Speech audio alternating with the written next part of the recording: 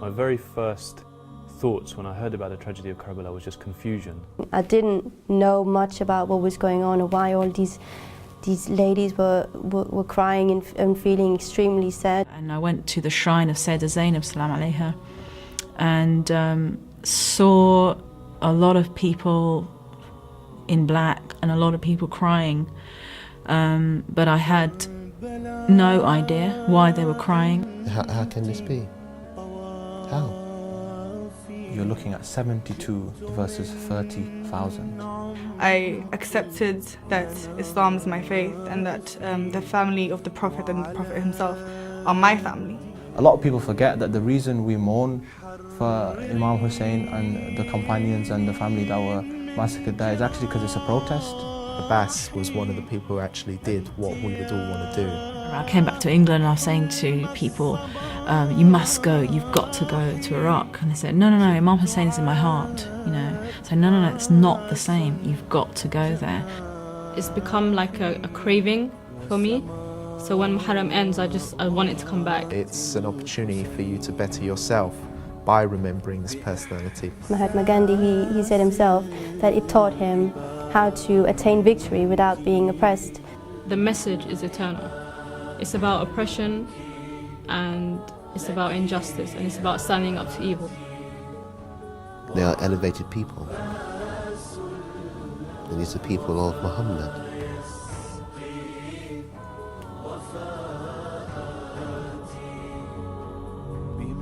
كربلاء أنت طوافي جئت من عمق المنافي. The first time I came across the story of Muharram was when I really started to research more into Islam. I'd already reverted by this time, but there was still a lot of confusion as to what my beliefs were, because obviously when you become a Muslim, first thing you learn about is Prophet Muhammad, peace be upon him, the Quran and a few of the early stories about how Islam came to be. But when you pass that stage, you really start to wonder what path to go down. Obviously after the Prophet, peace be upon him, passed away, there was the kind of division between the Ummah as to who was the successor after him. And that's when I started to really sort of speak to friends, people from my local mosque, about what exactly their beliefs were, why they believed this, and so on. A few of my friends were Shiites, and they obviously had the stories regarding the Ahlul Bayt, Imam Ali, peace be upon him, and so on. But a lot of my friends were actually from the Sunni sect. And originally, there was a time where I was learning a lot more about the companions and so on, and potentially would have gone down the path of Ahlul Sunnah. But when I heard about the story of Muharram and how Imam Hussein alayhi salam was put through this terrible test, and how he proved himself to be not only just a really, really great leader, but also to be so brave to stand up against such evil and to really, really stand up for a good cause. And when you hear about the story, there was only one answer I could give after hearing about how he stayed so loyal, how he was able to deal with all of the suffering and pain that he was put through, and not just him but his family as well. So clearly when you see the story of Muharram, how it all took place and what happened, and how Hussein and his family dealt with all of this terrible situation that they were put through, you can clearly see who the real Muslims are and who the people I want to be following are. Hearing the story, obviously at first was really, really surprising for me, because, you know, being born outside of Islam, I really didn't know much about Islam, especially the Prophet's family. So Hussein and Muharram and all of these stories I had absolutely no knowledge of before becoming a Muslim. So now that I was hearing all of this information and how badly the Prophet's family had suffered, especially during Muharram, it really helped me to kind of understand a lot more about Islam, a lot more about Shia Muslims in particular. And even to this day, you know, I've learned so much from this one story, and obviously there's so many stories, not just from Hussein, but the whole of the Ahlul Bayt and the Prophet, peace be upon them all. But this one story in particular really hit home and really touched my heart because of how much suffering that they were put through, but still they stuck to Islam, they stuck to the messages and the principles of Islam. And truly, you can really see that these are the true infallible family members of the Prophet that just stuck with Islam no matter what. And when you see how someone is really tested, so obviously you can get a lot of people talking about how they would react in certain situations and how they would stay by their principles and so on.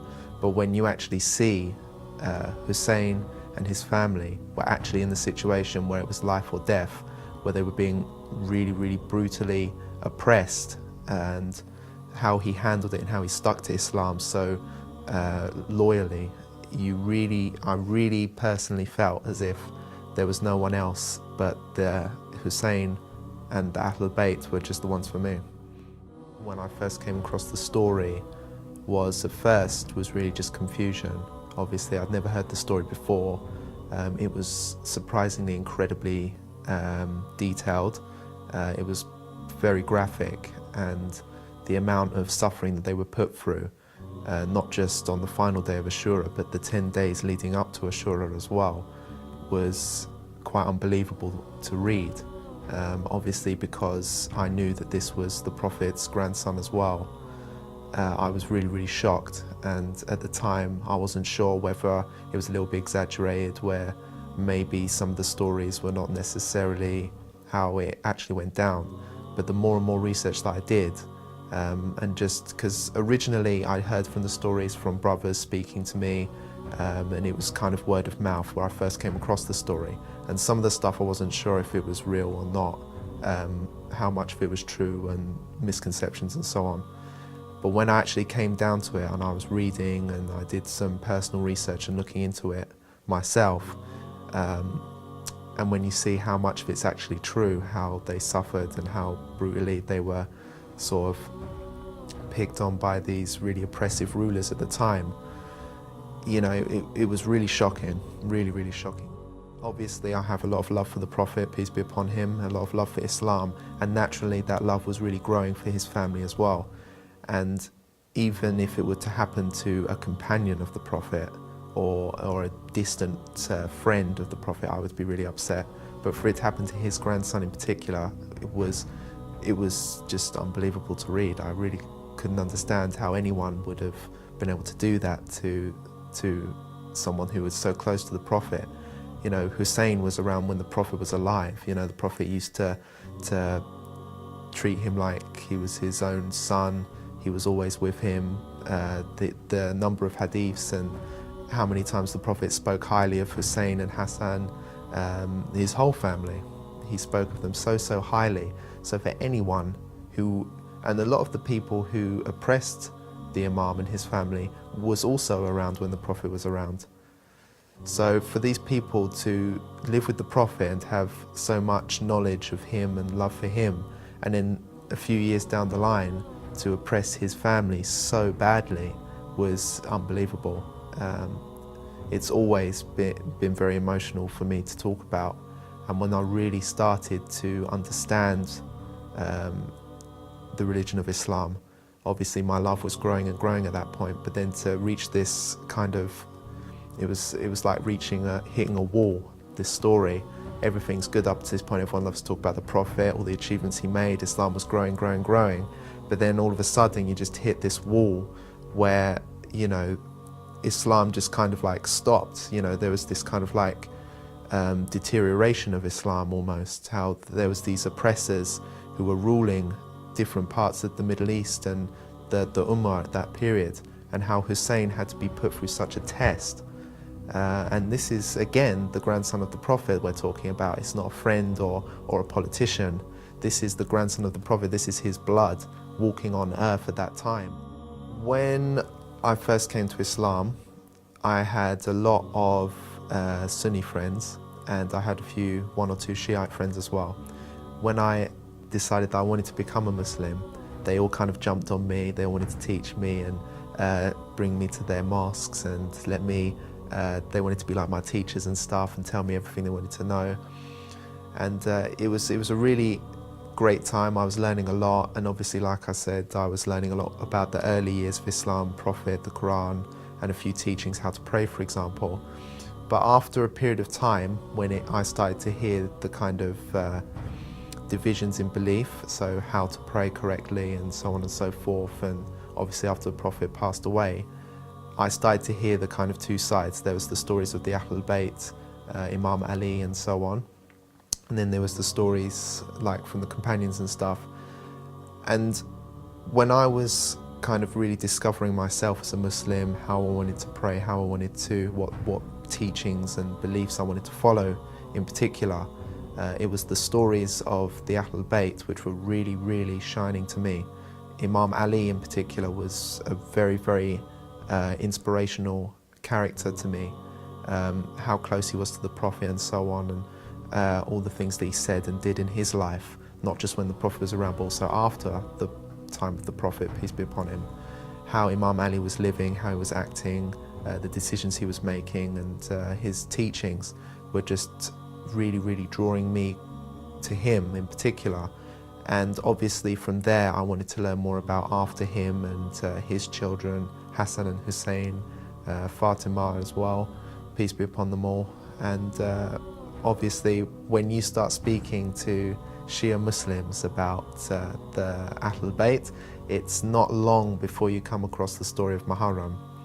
And when I started to hear the stories of how Hussein lived, not just during Muharram but also before, and all of the teachings that he had and his lifestyle in general, I was really not only drawn to him, but I was drawn to the whole of the Ahlul Bayt. The way that they live and the principles which they stand by was just a lot more appealing to me, because this was the way I wanted to live. You know, to be so loyal and to stick by the religion and to make it play such an important role in your day-to-day life, at work, at home, with your family. Everything just revolved around Islam with these characters, and this was how I wanted to live. And when I heard about the story of Muharram, how he stuck by the religion of Islam, how they were praying on the battlefield and all these kind of little things, it really made me feel as if this is how I would want to act in the same situation. So it's only natural for me to want to follow the personality who was living in that situation and who actually has the experience and who we can clearly see acted in the correct way during that period. When people ask me why we still commemorate and remember 1400 years on Muharram and the events that happened in Karbala, I would reply by saying that even to this day there are a lot of people around the world who are being oppressed, and everyone at some stage in their life feels as if they are being oppressed to one degree or another, whether it's politics or at the workplace or day to day. Everyone would understand and can relate to oppression to some degree or another. In particular, I believe in the Muslim world, that's one thing which every Muslim can relate to very, very much. Even to this day, in this modern age that we live in, everyone can relate to oppression and oppressors. And I would simply say that there's so much oppression in the world today that so many people feel so passionately about. You know, like the Palestinians, for example, everyone has a big opinion on that. So it's only natural for me as a Shia Muslim to have who has so much love for the Ahlul Bayt, to still feel that same love and that same emotional connection to Hussein and to all of the Ahlul Bayt who were there during Muharram and who suffered and were oppressed so badly. And the fact is, Hussein died during Muharram for the main reason that he was sending a message to the Muslims to not give in to oppressors, to not give up when things get tough, you know. And when people really turn